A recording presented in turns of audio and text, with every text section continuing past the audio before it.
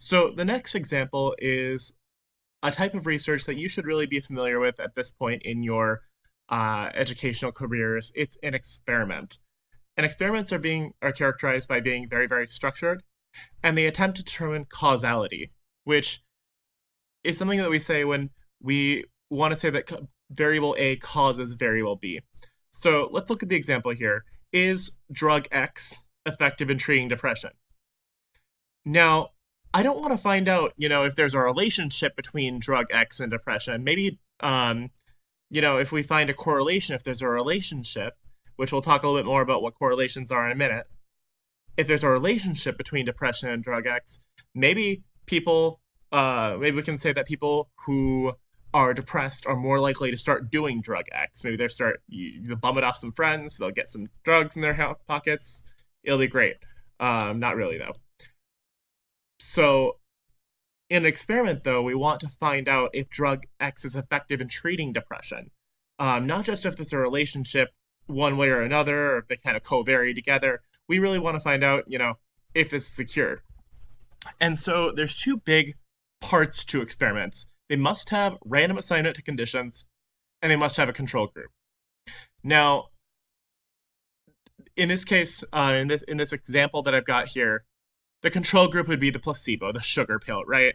You get a bunch of people into a room, you split them in half randomly, right? And that random assignment is very important because that's going to, theoretically at least, balance out most of your conditions. Because if you say, well, maybe group B, so let's say that group B was found to be doing better after 6 months, drug X was being considered effective.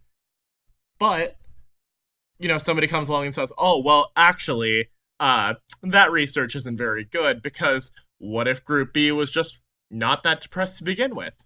Okay, well, if you can say, well, hey, though, we had random assignment to conditions, that should take care of that, right? Because if you say, if you've got that big group in the middle, in the very beginning of your study, that 30 people, maybe they same kids from the classroom example, they grew up now, they're all dealing with depression, and split them in half, then that should theoretically balance that out. Sometimes in studies they will run pre-tests and they'll do a preliminary test of levels of depression. In this case, whatever the variable of interest is, to kind of make sure of that. But random assignment should take care of most of it.